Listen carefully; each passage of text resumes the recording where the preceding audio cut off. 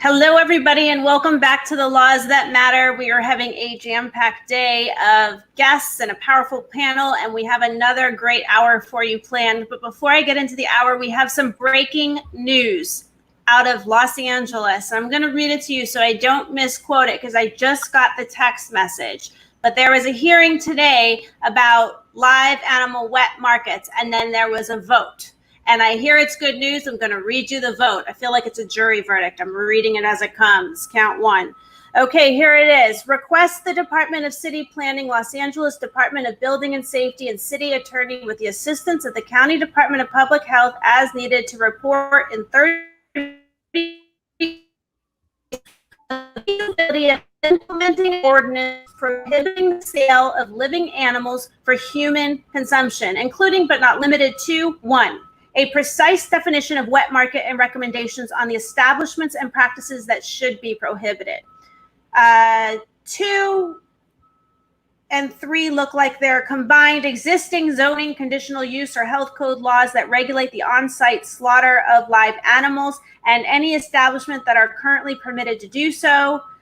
4, departments or agencies that have regulatory authority and jurisdiction over enforcement of wet market activities, and 5, legal or constitutional issues that should be taken into consideration. So this is a great step in the right direction. It appears that Los Angeles is setting the tone for the rest of the country, as California often does, to go towards banning all live animal wet markets altogether. However, this seems, if I'm reading this correctly, that they are not banning wet markets altogether, but they are banning the sale of live animals at the meat markets. So definitely breaking news. The vote happened today, and I'm sure stay tuned on Jane Unchained because she will be on the cutting edge of all of the updates for that, which is great news because as a lawyer, I wrote a petition for rulemaking for New York to try to shut down the 80 to 90 live animal wet markets there. And while we did get a response from the governor for the legal petition for rulemaking, that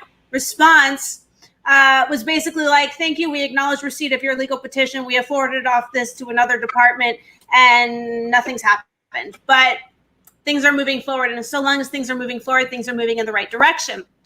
Okay, so thank you for coming back. We have an important topic and the same topic as earlier today. As vegans, we must stand in defense of Black Lives Matter. Vegans is an ethical movement for compassion, and vegans need to stand against racism and against injustice. Today, we have an amazing panel with us. We have back with us Gwenna Hunter, Vegans of LA, and the new founder of the Facebook group and the Instagram account, Vegans for Black Lives Matter. We have Jasmine Leyva of Invisible Vegan, and we have Genelle Butler, the mom of the amazing Genesis Butler, Marvel superhero. So lots to talk about. Let's bring you guys up on screen and jump right into it and remove these banners so everyone can be seen. Jasmine, yesterday... I know, it's why she's like this. I'm fixing this. I'm fixing it. Here. Hide. No, I hit the wrong one. There we go.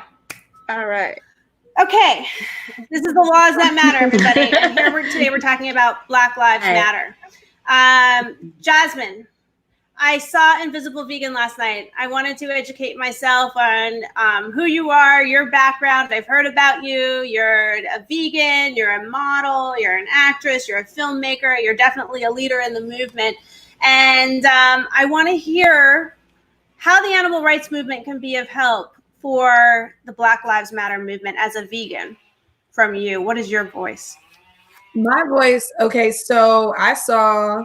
and not to point out the worst of the worst, but I saw a post where someone, like one of my vegan, animal rights Facebook friends, wrote how bad George Floyd was as a person.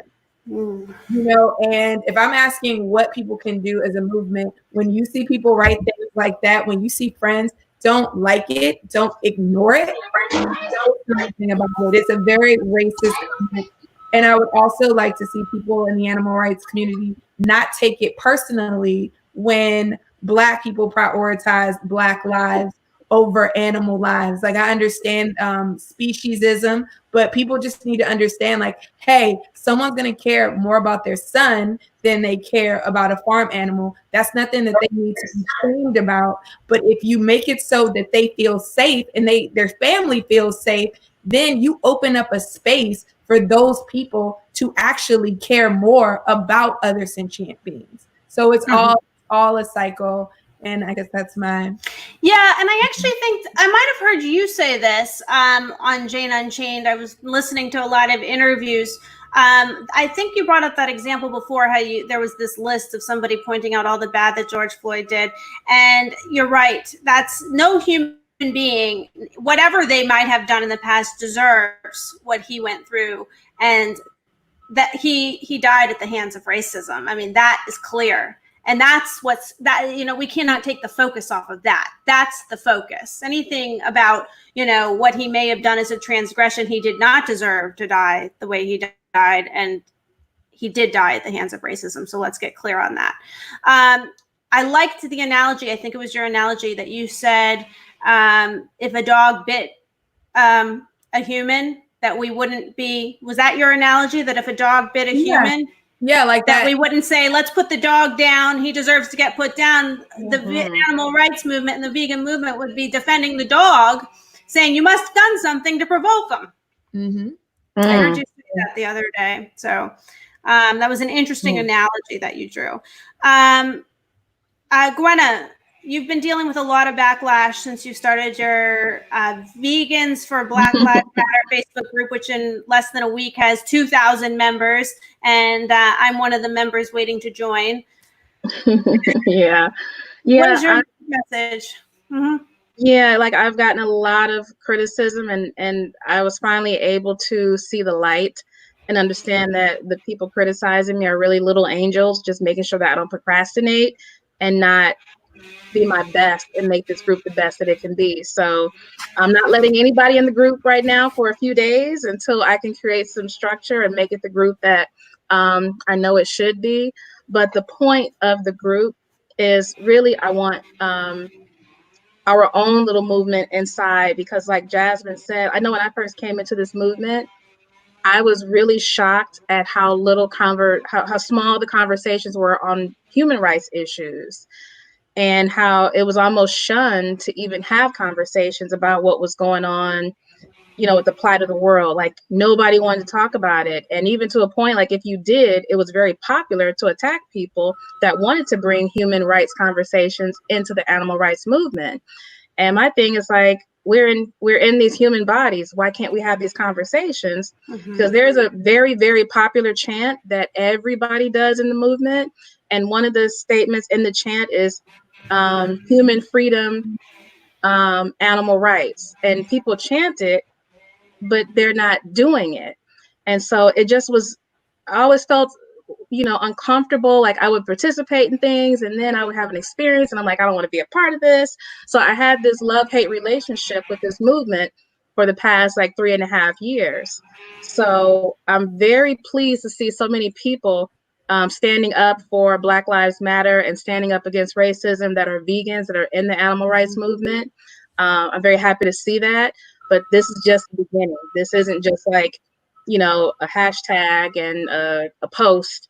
There's a lot of internal work that has to be done. And one of the things that I've come to the realization, because I've tried to protect people from getting attacked and getting put in their place really harshly, is that, John said something this morning about, and we talked about this, Carissa, he said something this morning about how no longer will we tolerate the little innuendos, the little racist jokes that we accept, but we just let it slide for the sake of peace. He's like, no more of that. And I'm like, you know what? He's right.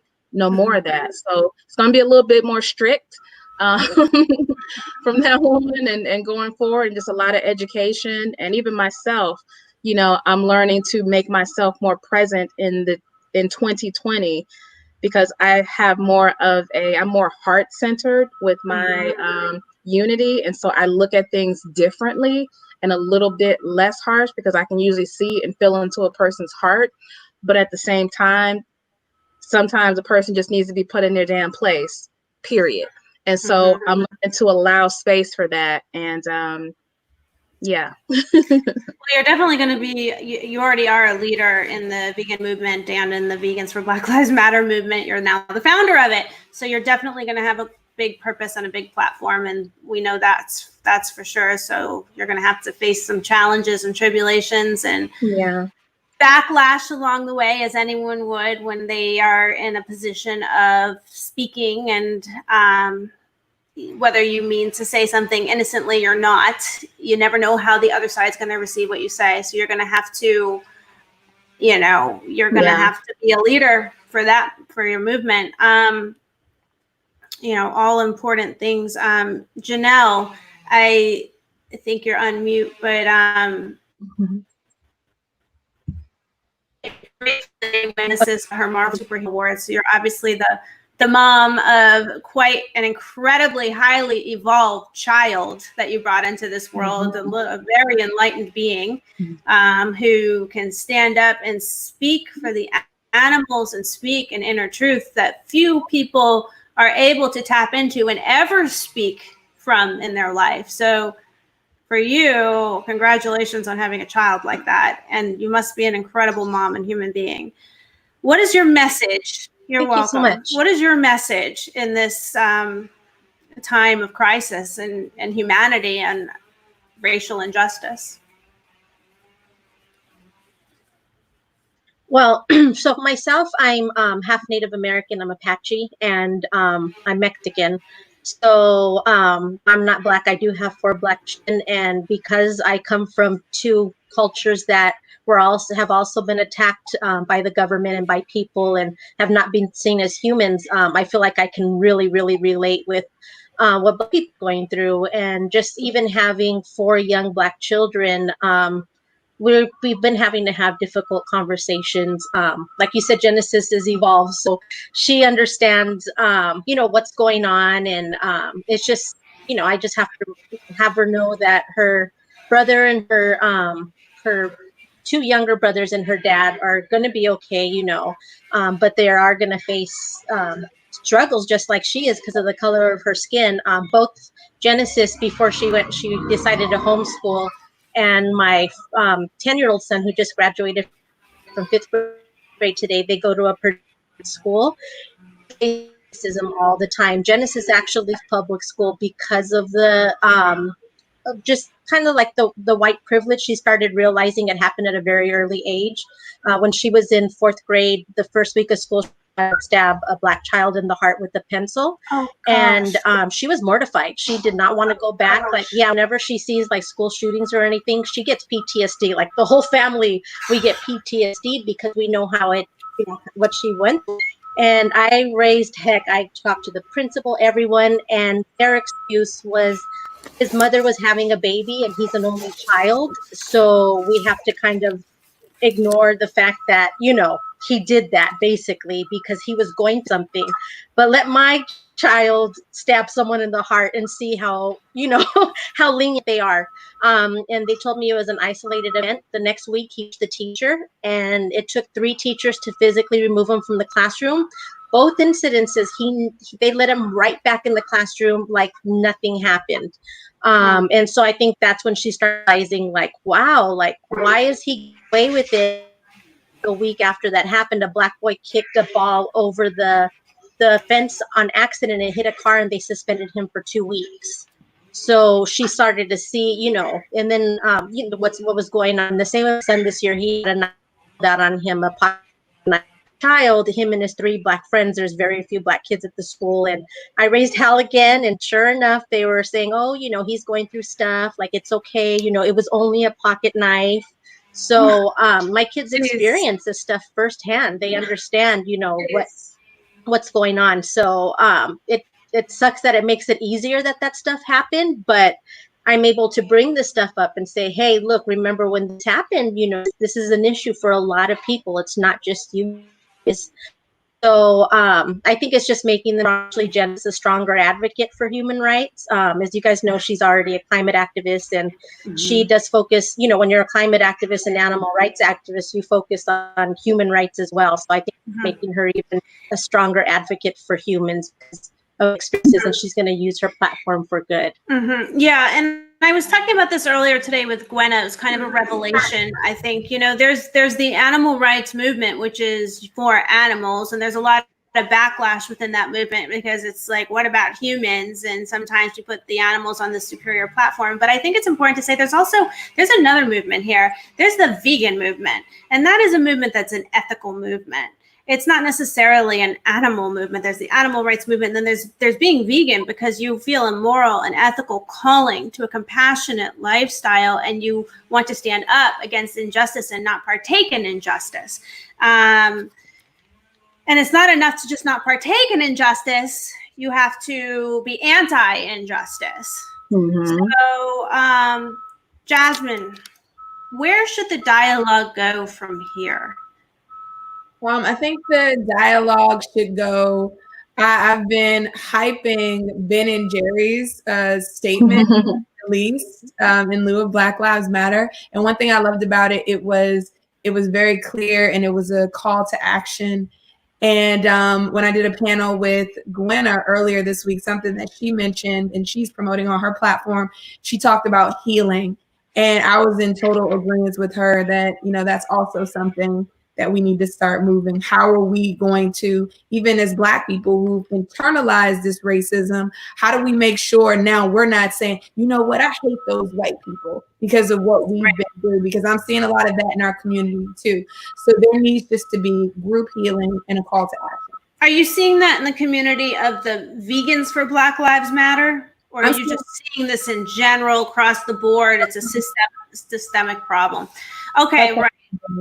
Yeah. This is you're talking about systemic racism. You're talking about something that goes back before I was born, before probably a lot of people that are finding themselves caught up in this movement were born. But I think it's important that we're able to step aside and look at the history of where the movement came from and say, you know what, okay, like we can't minimize this and what's happening, and we must stand up against it.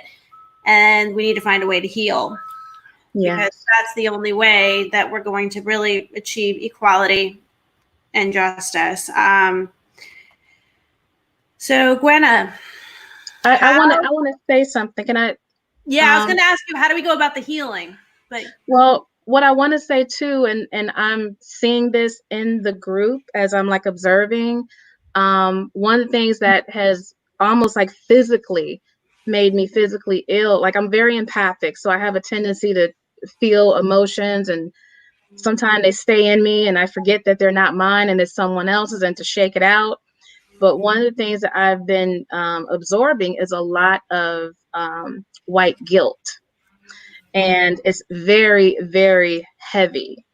And I can't remember who I was having this conversation with, but I think with the animal rights movement, I'm not gonna say it's easier, because I know there's people that do like the investigations and they do the rescues. That is not work for that's some hardcore work right there that I admire, that I don't think I could ever get into. But in this movement, it's so much easier to advocate for the animals, because the animals aren't going to tell you you're doing this wrong. They're not going to tell you, hey, I need you to make sure that when you go out, you say this. Hey, I need to make sure you check your social, like they're not going to say anything. So in the animal rights movement, you have free range to just create however you want, create this movement however you want, without the people that you're advocating for correcting you. Mm-hmm. But with this one, you're going to get corrected. We got something to say. You're not just going to come in here and just take over and do whatever you want. Like it's like, I'm saying this to say for people that are watching that have not gotten involved or want to get involved, just know it's going to be uncomfortable. You're going to be corrected. It's not going to be just like, hey, we're just going to go out here and make a sign and then go home. Like, that's great. But if you really want to do the work, you're going to have to really get acclimated to why Black Lives Matter. And that is not easy. That is not easy at all. Yeah. And I think that it's important what you just said about going outside your comfort zone. Mm-hmm. You know, when we stay within our comfort zone, our world shrinks. and it's easy to be comfortable and safe. But when we push outside our comfort zone, that's when our world expands.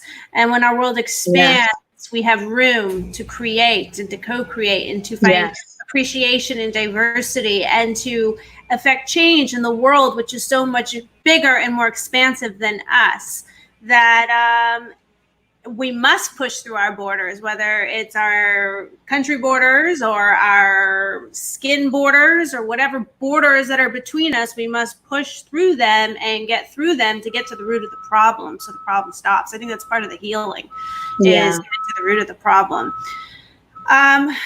Genelle, I'm curious, you know, you've obviously lived a life before you had Genesis. Where do you think the dialogue should go from here? And then, you know, also, I'd be here to say, but I don't know how this dialogue is changing at all because of this. But let's start with you and your dialogue. Where should it go from here? So going along with what Gwenna said, I think education is key. I'm actually an educator. I have my master's in elementary education. And one thing I learned when I was getting my master's degree in education and my bachelor's as well, is they don't teach the history that they should be teaching. They teach European history. So it only makes sense when you look around, you know, a lot of these people are uneducated, and I'm not trying to put anyone down or anything. There is a reason the government does not want us to know real history. Even in Arizona, they stopped people from teaching. They made it a law to not teach about Mexican studies because they said it would cause people to be mad at white people, which is ridiculous. You know, we need to know history. So even myself growing up, all I learned about Black Panthers was maybe in 1 grade, and I just learned that they were militant, angry Black people. That's basically the way it came across to me, which is horrible. I didn't learn until I got to college, you know, that they created food, after school programs and food programs and, you know, free lunch. And I was just like, oh my gosh, why did I know? They don't want us to know that the civil rights movement came first, and it inspired the American Indian movement and the Mexican Chicano movement. These all happened after the civil rights people, you know, came out and got right, you know, made it a little more acceptable to be Black and to get a little more rights, when the other movement stepped in and said, okay, we're going to take your lead. So that's one thing I want people to know, that it's going to happen. Yeah, no, and that's actually a good point. Yeah, it's going to happen to other races. The civil rights movement did set the tone for so many other movements to gain rights. I mean, it started with the civil rights movement, and then it expanded to gender equality and marriage equality and disability discrimination. I mean, it expanded. So Black Lives Matter and their ability to mobilize and create a movement that actually effectuates justice on a bigger global scale beyond their own movement says a lot for their movement, which is our movement, because as vegans, we should feel that we are on an ethical path for justice and social justice, and we should not stand for any injustice, and we must end racism. And I have to say, as a lawyer and a former prosecutor, racism is systemic in our court systems. When I was a prosecutor, we would have specialists come in before a trial to help us pick a jury. And I would be lying if I told you that race was not a major consideration based on who the defendant was and who the jury was going to pick and what neighborhood the trial was taking place. So we have a real problem. We have a real problem out there. Yeah, and that's yeah, and that's it's systemic. Oh, go ahead. Systemic racism, like you said, in law, in education, and, you know, food justice. It's everywhere, you know. And just like with education, if I think people don't realize how systems have been set in place to hold people and other people of color down. So when people say, oh, well, you know, Black people were arrested, they try to deny, you know, the facts out there. They have they more crime. People don't understand there's a reason. They have been set up to fail for hundreds of years, you know, and it's so hard. Even with my child, you know, it sucks for my son to think I have to be a basketball player to be successful. And I'm like, no, dude, you can be a doctor. You can be whatever you want. right. Don't be discouraged and think that, you know, that's the only way to have success is to, you know, be like fit the mold, like the Black all-star athlete, even though he is a, you know, I'm trying to tell him that don't have that as plan A. That has to be plan B. You have to have something else, and you can achieve it. So I think that's a thing that's missing in the education system too. A lot of Black children, I've seen firsthand as an educator, they don't feel that they can go on to achieve greatness. You know, even myself as a Mexican, I had a teacher told the Mexican and Black people in the class, whenever it was a career studies class, and I told him I wanted to be an OBGYN, and he said, well, people like you don't become doctors. And that day I decided not to be a doctor. So that shows how powerful teachers are, you know, and to kids of color. It's really unfortunate that they do that. I see a question up here. I'm gonna Jasmine, I'll let you answer it. It's from Renee, and here, I'll put it up on the screen. She just said, what is your advice specifically to acclimate? I'm listening now, I'm quiet. I'm reading and watching video where individuals share their experience. I just read the letter from Birmingham jail. I am ignorant and I'm seeking to be educated. Where, as a white woman, can I leverage my privilege and growing awareness? Your job isn't to educate me, that's mine. I will take your lead and tips on what else. Jasmine? You know what? That's such a complicated question, because even right now, if you want to educate yourself, there are there's so many, it's just with social media, it's so many opinions just flying around everywhere. And the one source I would go to, whatever spiritual practice you believe in, you know, wherever you go to get your centering, usually it's all based in love. So I think that's, you know, not to be the kumbaya girl right now, but I think everyone needs to kind of sit still for a minute, and everyone needs to like really just reflect. Everyone needs to just be quiet, even turning off social media for a while, and think deeply about how you even interact with everyone that's in your life. You know, they have a lot of, if you go to Amazon, like now they're making it easy for you. You go to Amazon, they show a bunch of Black, you know, like Black films that are relevant to what's going on right now. So some of the homework is done for you. Kind of just watch these things, educate yourself on what the struggle was like for people in these situations, and also think about the part that you played, whether, you know, complicit in the last few years. All these things were happening. Like George Floyd, this isn't the first George Floyd. No, but we watched it.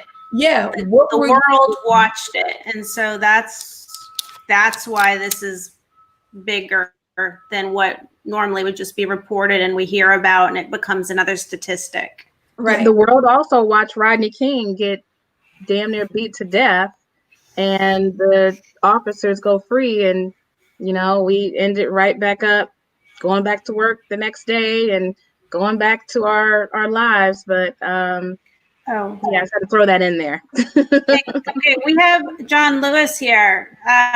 I think we didn't give him the new link. He's supposed to be with us. We sure did.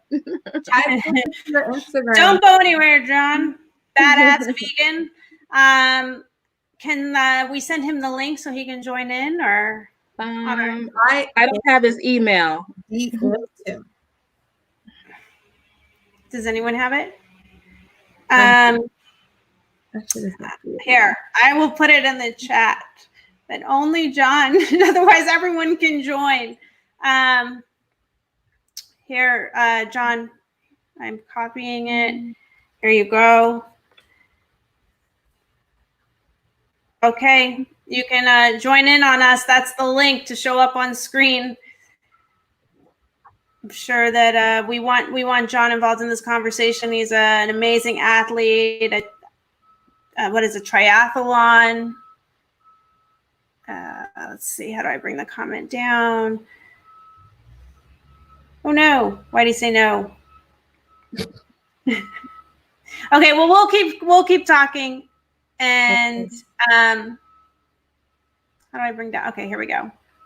And if he joins Oh, he joined. All right, joined. nice. Okay, there we go.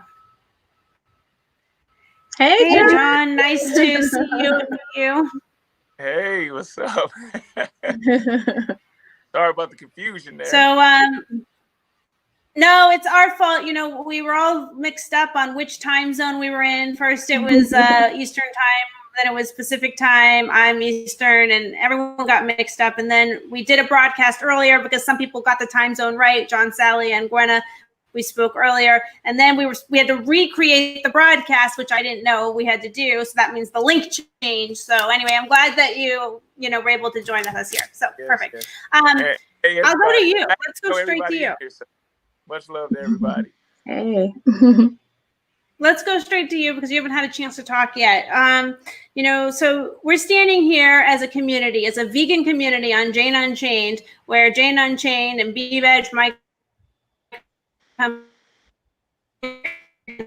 Black Matter want to speak up against social inequality and social injustice. So as a vegan, as a Black man, as an influencer, what is your message in this time of global crisis and racism?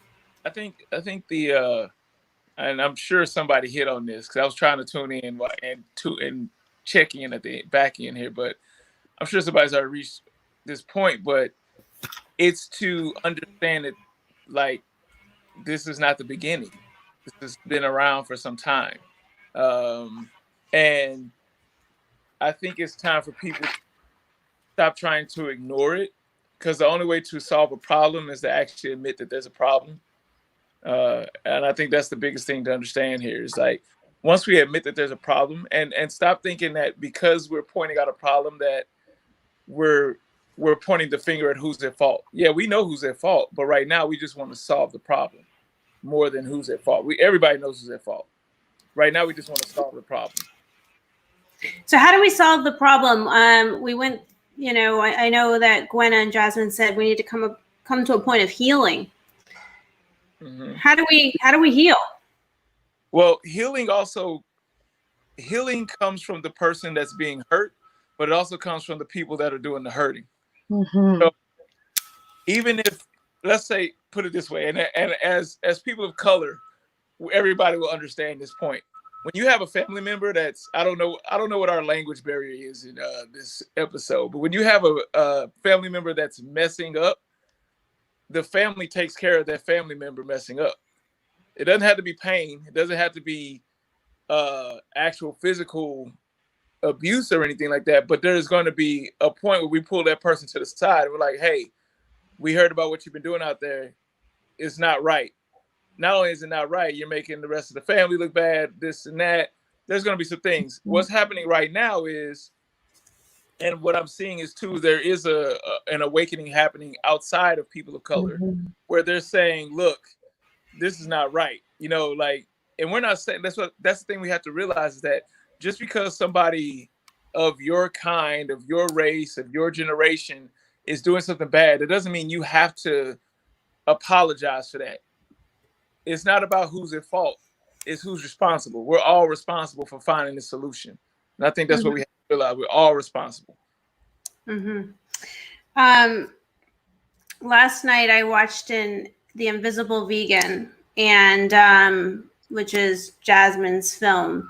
And I found it to be really moving because it brought to mind things that I had never thought about, such as racism in our food system and nutritional racism, and how access to food and healthy food is a fundamental right. It's not a privilege.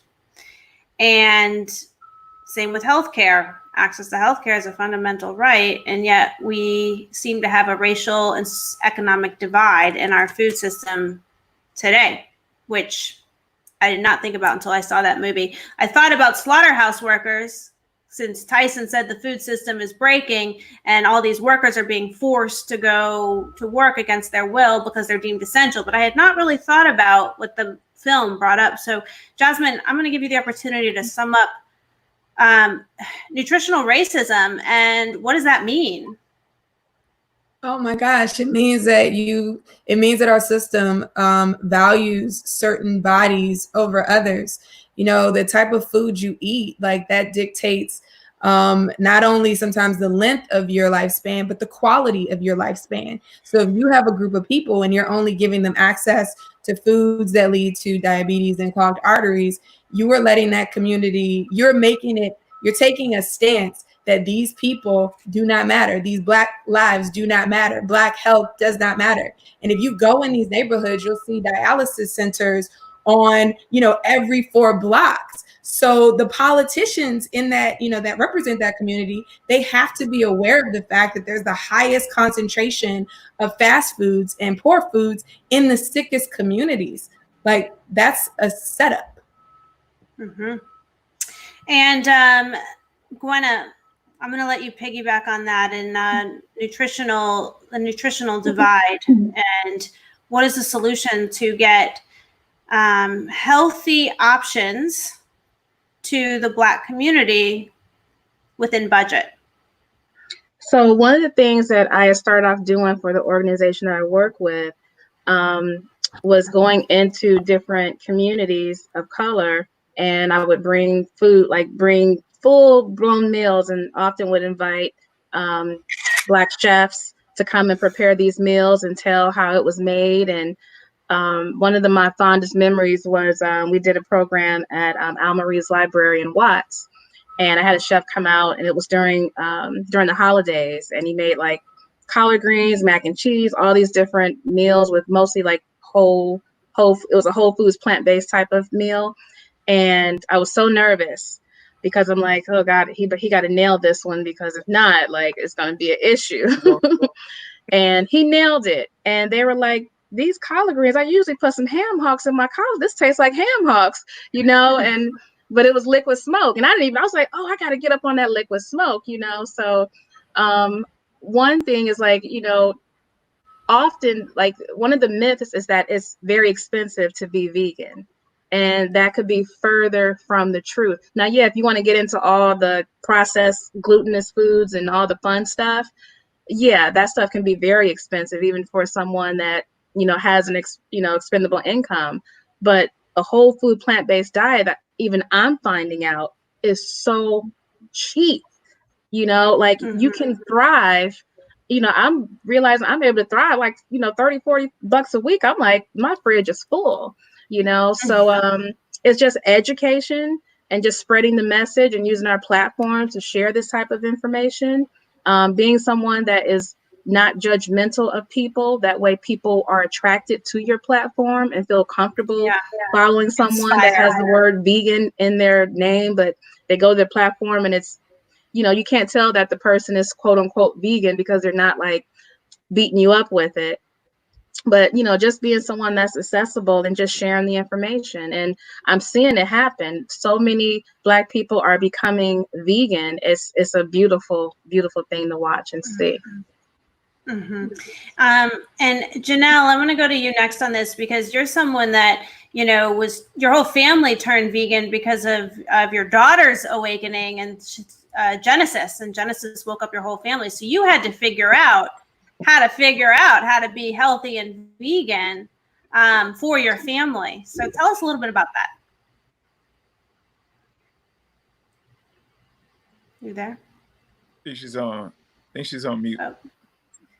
Okay. Yeah, so that was definitely a crazy experience. When she decided she didn't want to eat animals. Can you hear me? Yeah, I hear you now. Yeah. Can you guys hear me? Okay.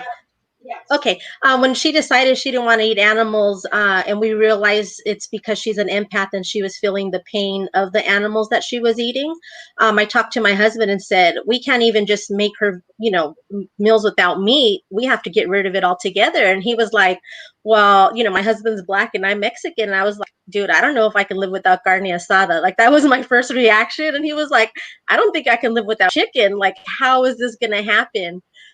But she was so adamant not eating it, and was like, if you don't want to do it, that's on you. I'm going to do it. And you know, having someone that's in toddlerhood calling you out is like, okay, you know.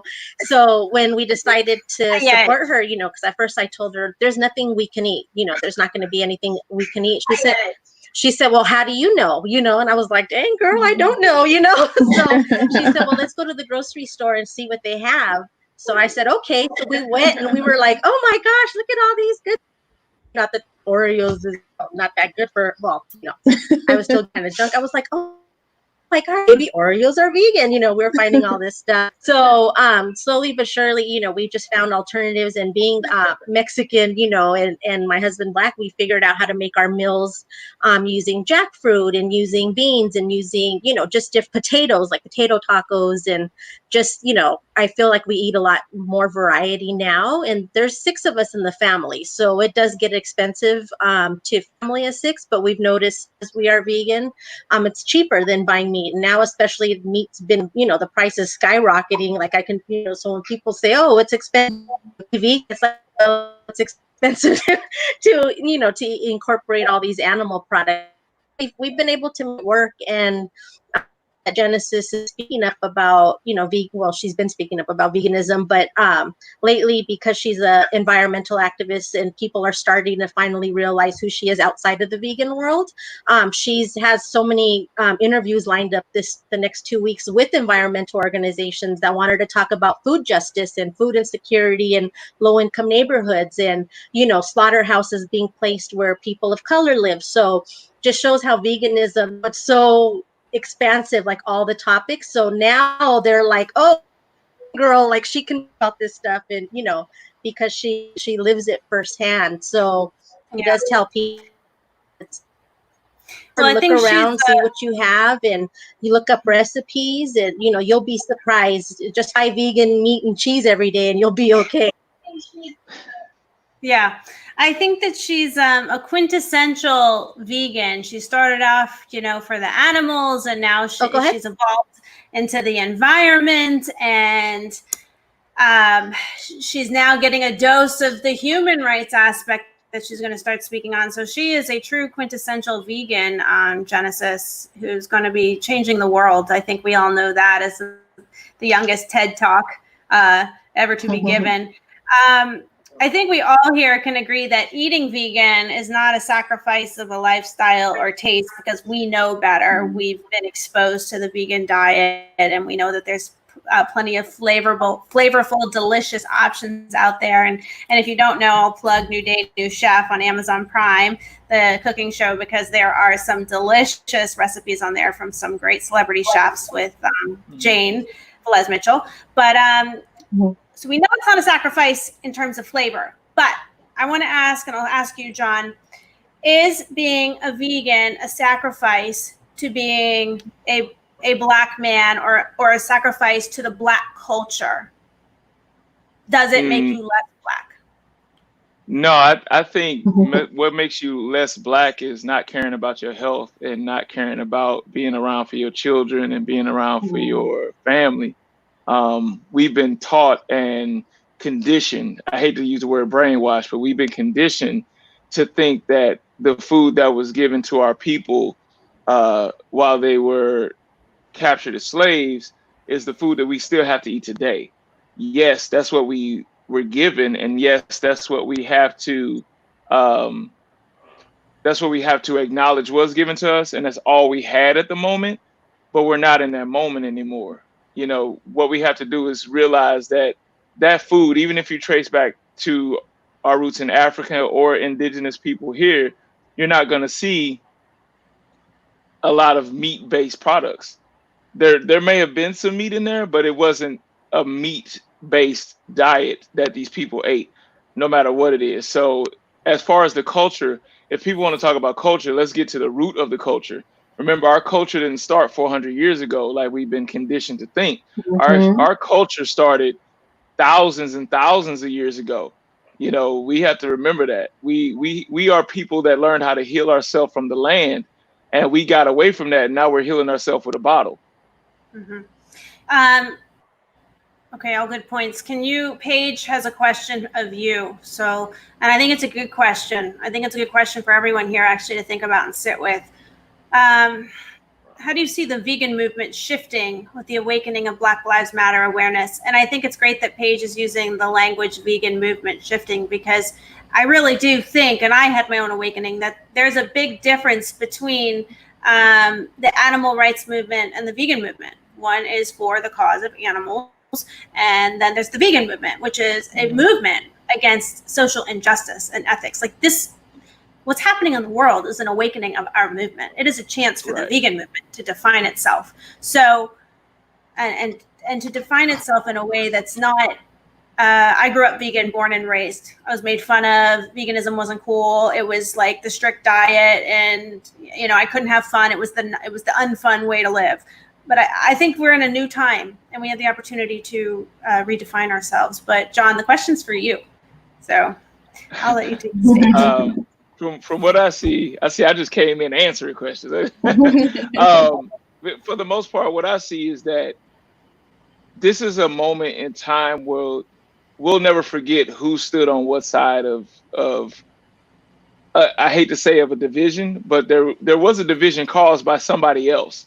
I know a lot of people think that if you speak up about the division, you're the one creating the division. That's not the case. When you speak up about the division, you're pointing it out and you're saying, hey, look, we're right here. That's what I've been trying to tell people. Like when we're talking about the Black Lives Matter movement or just being Black in general, even because not everybody Black is about Black Lives Matter movement. They still think Black Lives Matter, but they're not a part of the movement. They still think Black Lives Matter. That's what I want people to understand. Along with that, yes, there is a division being caused by racism, systemic racism, you know, some bad police, which the ones that aren't speaking up, that see bad things and don't speak up, yes, you're bad too. There are those lines being drawn, but we're not the ones drawing them. And that's what I want people to understand. So when people say, oh man, they're dividing us. No, they're dividing you, because we're standing right here. You can come along with us. We never said get away from us. We didn't say don't help us. We didn't say don't be a part of this movement.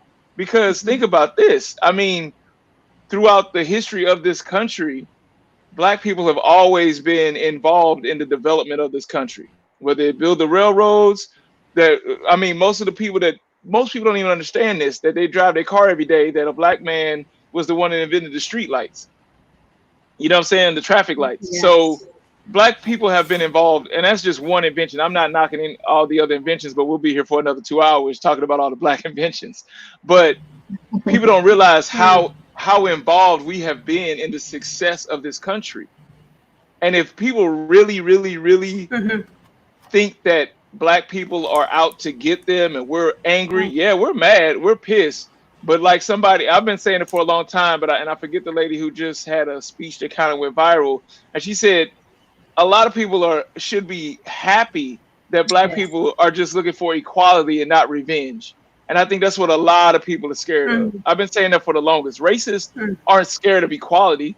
They're scared of revenge. They think that we're going to do to them what has happened to us in the past. We're not even looking to do that. We're saying, no, look at us as equal. We deserve civil rights. Like, that's what people have to understand. People that are on the fence of like, I don't know if I should speak out. I don't know if I should stay quiet. Think about this. Anytime you have to think about, is somebody being treated wrongly, and you're like, I don't know if I want to say anything, you've already sided with the oppression and the oppressor and the person doing the harm. So staying quiet isn't helping anyone. It's not even helping yourself, because later on down the line, it's going to trickle into your neighborhood, into your family, into your kid. People think we all live in separate bubbles. It's one big ass bubble. It says John Badass Vegan Lewis.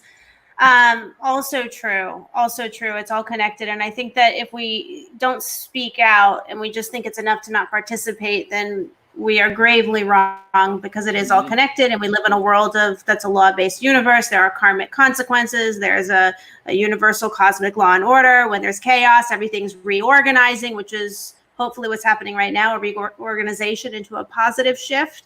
And it's important that we're all part of the shift. Jasmine, what is it that the vegan movement can do to help further and to be a part of the Black Lives Matter movement besides joining Gwenna's new Facebook page? But I'm not letting anybody in. One thing, kind of piggybacking off what John was saying about speaking up, a part of speaking up is also owning up to things that you've done. So now that, you know, Black Lives Matter has happened, I already know, like, one of the differences I'm going to see as a Black woman is I'm going to see a lot of white, you know, predominantly white organizations scrambling to get Black people to be a part of their message. I don't have a problem with that. You need a voice. But what I would like to see is ownership of the fact that it's taken you till now to do it. If you've never had any Black person on your channel, you never had any Native American or someone with a disability or whatever, you have never been inclusive before this moment, I would love it if you could own up to that, because that's also a part of healing, instead of people acting like they played no part in the moment that is now, because it was a collective effort that brought us to this moment. Mm-hmm. And can I add to that? Oh yeah, go ahead, John. Yeah, because that was perfect. And I think also with her saying, you know, people admitting to it, it also opens the door for other people to admit to it. Yes. I think what happens is nobody wants to admit that they were at fault. But if they see somebody that they look up to, follow, even if it's their neighbor, if they see somebody own up to it, guess what? Now they start to own up to it. And the same thing goes for, you know, if you see a racist act, if you see whatever kind of act, if you see a negative act, speak on it right then. If you hear a racist joke, like, don't just laugh it off because it's uncomfortable. Like, tell them, like, no, exactly. Like, no, I'm not a part of that, man. I don't like that. And then they're like, oh man, I'm just joking. No. I don't involve myself in that. Like, don't do that. That's not right. Like, we have to call it out. It's been going on for so long, whether it's sexist jokes, gay jokes, whatever it is. Like, you got to stop it right then. Like, and I will say that I have definitely been at fault, you know, been in a crowd with jokes, and I might have had some uncomfortable laugh myself, but I didn't speak up. So now it's about, no, that's not right. No, man, I don't want to be a part of that. Because they have to feel shame. The people, we will never get rid of racism. There will always be racist people. It's sorry to admit that, but it will always be racist people. But the racist actions will start to cease if they know it's shame and consequences behind it. Well, hopefully there won't always be racist people, but, you know, it's probably a reality. Yeah. I wish that was the case. I mean, so Gwenna and I were speaking about how sometimes we feel like we're from the year 3000, not 2020, and we just are a little bit impatient about where we're at, and we have to get to a point where we are able to meet people where they're at, rather than get mad at them or judge them for not getting them to where we want them to be, which is potential. We believe in the potential of everyone. But there has to be a point of the violence must stop. The actions must stop. And hopefully the racism could one day stop with a conscious shift of heart. Like Gwenna said, you're a heart person, you're an empath. I mean, Genelle, you shifted your diet because of your daughter in Genesis and her awakening of compassion. How did your heart shift in that food decision?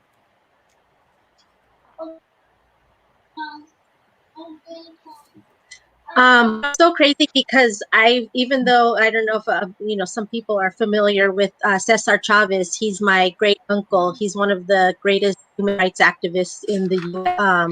Ever lived. He just made so many amazing changes for immigrant workers, and even though I came from a background of him being my uncle, I never really took into consideration being an activist or fighting for humans or animals or anyone. And once I became vegan, it was like a total shift. Like I started seeing like, oh my gosh, like look what's happening to the planet. Look what's happening to humans. Like it made me more aware of what's going on. So I'm grateful all the time. I'm always thankful that Genesis was wise enough at that age to want to go vegan, because it changed my whole life and my family's life. My kids, they're so compassionate humans and animals, and they just really, really, really want to do whatever they can to help humans, and seeing them like that makes me stronger as an activist, and it makes me really have to speak up more, and I have to do more. And you know, I usually, because I'm Jenna's mom and I represent her, so I don't want to go off on someone, her mom's crazy, you know, but I've had to calm her down there a couple does come a times point myself. where I do have to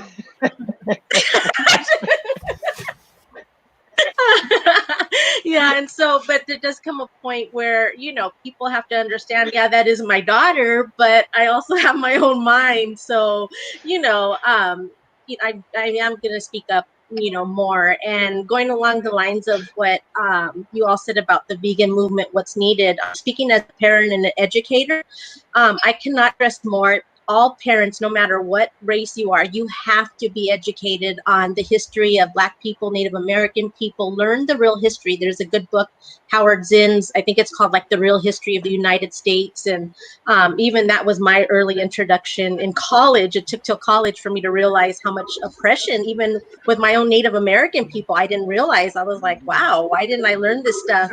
Teacher, because they are not getting the education, history that they need. To always ask my son, what did you learn? And then add to it so that he knows, because I think so many kids on social media doing some things like putting their knee on, you know, their friends, and it's like, that's unacceptable, but it's learned, you know, they think it's okay, you know, and so I think we just need to be a little more educated and learn, you know, learn the history so people will understand why Black people are still struggling to this day, because people don't know the true history and everything that's, you know, surrounded with it.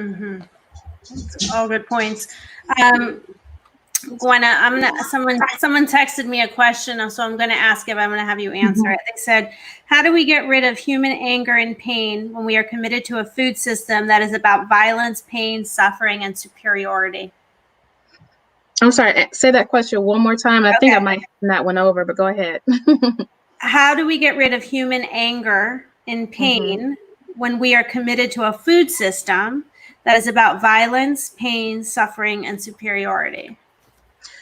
That's an excellent question, and I want some other people to answer, but I'm going to give it a go, because there's so much going on in my head.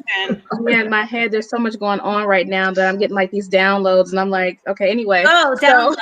You downloaded Vegans of LA and Vegans for Black Lives Matter. So I'm pretty sure whatever download you're getting is like something that needs to be told, because it's like you come up with the most obvious things that everyone missed. Well, one of my things is, and I'm probably not even really answering the question directly, but I'm just going to put this out there. You know, I'm a very, and I hate to use this term so loosely, but I have to put the title on it. I consider myself to be a spiritual person, and meaning that I really try to, not even try to, I just really get a lot of my information from my heart, and I'm more of a person that is more into, I'm more emotional, empathic. I go beyond the senses that we're told exist, and I kind of live in that reality. So sometimes when I'm communicating or doing things or leading, I'm leading from that space and not necessarily leading from being present with the people that I'm trying to influence and communicate with. But one of the things that I think that is people are starting to really understand is, like, with our food system, like we call it violence, because, you know, the animals are what they go through to get on the plate, that a lot of people just don't have the awareness of. You know, you think that this cow just magically appeared, this piece of meat, which is really an organ, or their legs or their butt or somebody's breast just appeared on your plate.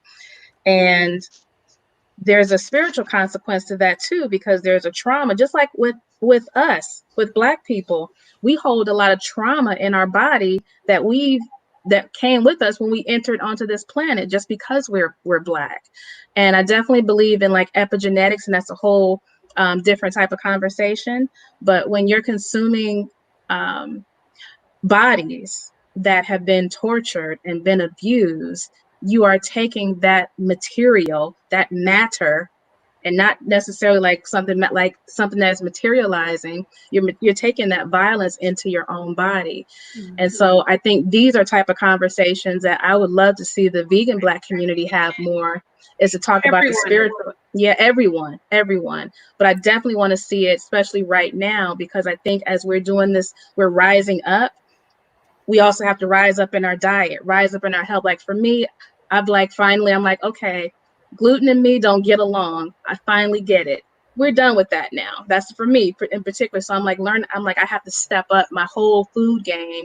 If I want to be a leader, if I want to go out here and speak, like I want to embody everything that I'm saying. So I don't know if I answered the question. Justice. No, you do. You want to embody justice physically, mentally, spiritually, in every way. And you're speaking my language in what you just said, because I've always said, you are what you eat, right? Whether it's healthy or spiritually speaking. And I think that on this planet, we do have a planetary collective suffering. And how can we not, when we have a food system where billions, if not more than 1 trillion animals, when you include the fish of the sea, are brutally murdered for our plates every year? That is a collective consciousness, a collective suffering of beings that, I sometimes question, we have a problem in this anxiety. I'll take medication for it. And is it because that, we are all on some level empaths and we're all picking up on this suffering and we're absorbing it, whether we're eating meat or not? How can you not absorb the atmosphere around us, which is, on this planet, it's not an easy one. And John has a movie coming out, so I think he plays right into this very well. Let's segue into John. I saw that on Live Kindly. I saw that you have when is that, John, when is that movie coming out? Hungry for Justice, right? Yeah, well, due to the current situation, we were scheduled to be done shooting in June, but we had to postpone everything. But I do want to touch base on something, because I'm like, when I have a million ideas in my head all the time and I will lose track of something real fast. But I want to touch base on like what she was saying, as far as like we're eating that trauma.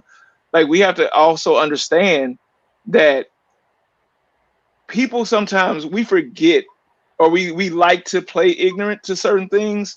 Like, we'll understand, like, if there's an oil spill around a crop, for instance, is that crop in danger of having certain chemicals that you don't want to eat? Right. We'll understand that. We'll understand that if a plane exploded over a crop field and the gas and all this kind of stuff, no, we wouldn't want that. But we will ignore the fact that there are literally chemicals that are released within any kind of body when trauma is happening to that body. But we have disassociated that animals are aware, or that they're smart enough to know that, hey, my friend just walked up there and I heard them scream for their life. Now I'm in trauma. We don't think about that. We think that animals are so stupid that they don't realize that I was just talking to my friend, or that we've been in captivity our whole lives together already, scared. And now I just heard him go around that corner and I just heard him scream for his life. And I see blood trickling down into where I'm at. That trauma, automatically, there's chemical reactions going on in that body. So we're eating those chemicals. So the same thing, that's what I want people to realize. Like, the same way that field, if it could get tainted by some chemicals that weren't supposed to be assisting in the growth of that crop, the same thing can happen to this animal. And there's no such thing as humane slaughter. I don't care what nobody says. That's the same shit as watching a black man die from a cop. Same shit. Right. Like, there's no such thing. So let's get that out the way. Back to my film. So I got this film coming out. But the film is about social justice and food justice. And if anybody's seen the film What the Health, it's the follow-up film to What the Health. So it's focused on food justice and social justice through the lens of hip-hop. It's been a very, very amazing adventure. And right now, the running title is Hungry for Justice, but that title will be changing sometime next week. We're not telling what it is yet, but be ready. It's definitely going to be more eye-catching than what Hungry for Justice is. All right. Well, I can't wait to see what that is. Maybe I'll have all you guys on again next week since we are out of time. Yes. Jasmine, I'm going to let you finish with some final remarks since you haven't spoken in a while. And, I mean, I'm sure it's hard to ask, hey, final remarks. So give you a chance to think about this because, I mean, my gosh, there's so much going through everyone's mind and everyone's head and everyone's heart right now. And everyone has so much to say. And it's almost impossible to have all of you guys get to say enough in an hour. I mean, you each need your own hour plus. So no pressure, Jasmine, but I did see Invisible Vegan last night. I think it is a fabulous message. If you haven't watched it, you should. It's on Amazon Prime. What are your final remarks? What should we take away? My final remarks, I want to leave this on leave this meeting on a productive note because it's such a productive conversation. And between, the vegan movement and the Black Lives Matter movement, two of the cornerstones that are two cornerstones are empathy and compassion. And while they teach us facts and history in school, they don't do a lot to help us evolve emotionally. So you have a lot of people with very low emotional intelligence. So for everyone, like empathy for me, that's something I practice. When someone does something wrong, I write down, okay, what is the reason this person might have done this? So in your own life, make sure that you're cultivating both of those skills on a daily level, empathy and compassion. And if you do that, that will definitely help you be a valuable member to both communities. Mm-hmm.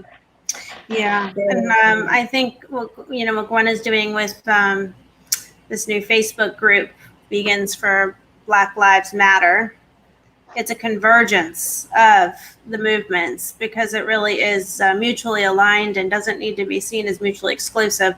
And this is a moment for veganism to really stand up and be awake and do what's right for all social injustice, and that includes all social injustice. You guys made an ethical decision because we don't want to see suffering on our plate. That doesn't end with animals or a species. That's it. No suffering. Enough is enough. Stop it. That's right. So with no social justice, nobody can stand up for the animals either. With no social justice, nobody would be able to stand up for the animals either. So for people that hear Black Lives Matter and they get offended, it's like, how do you get offended by somebody asking, hey, could you love us too? Like how messed up of a person can you be for that? Thank you. And that was so pure what you just said. Like, if that can't touch somebody's heart, like, thank you for saying that. That was like the cutest thing on this broadcast I've heard. Like, who can get mad at that? That's all we're asking. Like, yeah. And and it's not to advertise. Everybody here knows I sell paraphernalia, but I haven't done that in like a while because I just didn't feel it was time. But there are a couple shirts I had coming out, and one of them was that quote, and the other one was, "If we don't fight for each other, we'll end up fighting each other." Well, I would wear that shirt, the one about love us too. I would totally wear that. I rock that. And shout out to Jasmine because your film, before my film came along, she asked me to be in her film. We just didn't get it, the scheduling and all that. But I always give her props for her film. She knows I give her all the props for her film. Yeah, he shows it's like brother and sister. Like you do it right. You do it right. Thank you, Black man. Thank you. Of course. Of course, Queen. Of course. Well, you guys are a great bunch, a powerful panel. I mean, you guys are all changing the world. Jasmine, your documentary, and I know you're doing more films, and your message is really powerful, and anyone should watch it because it goes so much beyond nutritional racism. It goes into so many levels that you wouldn't normally think about, especially as a white person, and it's eye-opening because it forces you to be in the shoes of someone else and look at it through their lens. And we need to be doing that as much as possible to learn empathy and compassion. So thanks, Jasmine. Gwenna, you're on a roll. You're rocking it. You're going to change the world here. You're going to have some tough times ahead of you, though, because you're going to have to speak up and be a leader, no matter how hard it is, because you're converging. I mean, Vegans for Black Lives Matter is a movement in and of itself. There might be the vegan movement, the Black Lives Matter movement, the Vegans for Black Lives Matters movement it shouldn't be separate, but wow. Yeah. So get ready. I And John, you're doing some amazing things. Can't wait to see your new movie and the title that you're going to release next week. Maybe you'll come back and let us know.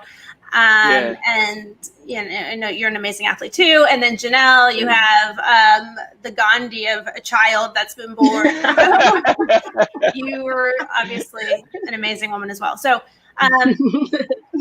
Gandhi. I hate to end this conversation, but hopefully maybe we'll talk about coming back next week. And I think it's just important that everybody knows that the vegan community stands up, in defense of Black Lives Matter. And you see, I'm even getting teary-eyed. Because, it's really important that people stand up in unity together. It doesn't matter what side you're on. You got to stand up together and be in defense of, whatever that social injustice issue is. And right now it's Black Lives Matter. So it's important that we stand up as vegans, because this is our chance as vegans to define our movement. And our movement is so much more than the animal rights movement. So well, thank you, Carissa, for creating the show and for having this panel. And we had a talk. She's such a highly evolved person. Like, I don't think people really get to see that of you. And I enjoyed talking to you earlier. You're such a beautiful soul. So thank you. Oh, thank you. Thanks, guys. And thanks everyone for watching us. We might all be back here next week on Wednesday, and we'll get the time zone right this time. So Black Lives Matter, and these are the laws that matter. So see you next week. Bye. Love y'all. I love y'all.